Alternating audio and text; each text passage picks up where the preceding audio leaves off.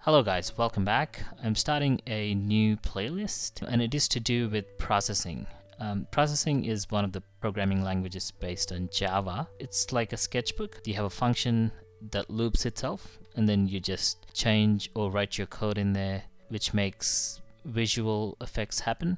You could make games from it, not just visual effects, but it's a very interesting software. It's really good for someone who wants to learn Java or programming for that matter. You wouldn't just learn Java because it's based on object-oriented programming, so you'd know how to start coding for yourself using object-oriented programming concepts. Most modern languages are object-oriented, like Python, C, C++, C#. Some of the features of processing are here. It's free to download, open source, and you could contribute if you're a programmer who's looking for contributing. You could contribute on their GitHub. There's rules for that and you can go through them. I'll show you their forum and then we'll talk about the rules. So you can do interactive programs with 2D, 3D. You can export them to PDF or SVG, scale vector graphics format.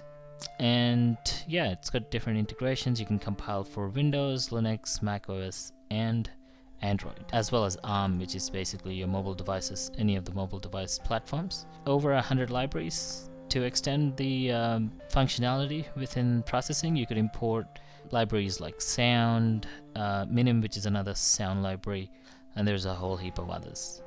We'll explore some of those anyway. And it's well documented. There's books. I've bought this one, the black one with the processing logo, by Ben Fry and Casey Reyes. It's pretty good.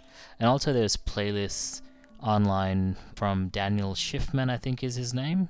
So yeah, there's a lot of documentation. It's a good software to learn. Some unis even have processing as a subject in their curriculum. So yeah, it doesn't hurt to learn, and I'm thinking I'll get started this as a playlist and I'll start making more videos and start publishing content as I go. Thanks guys, and I'll see you in the next one.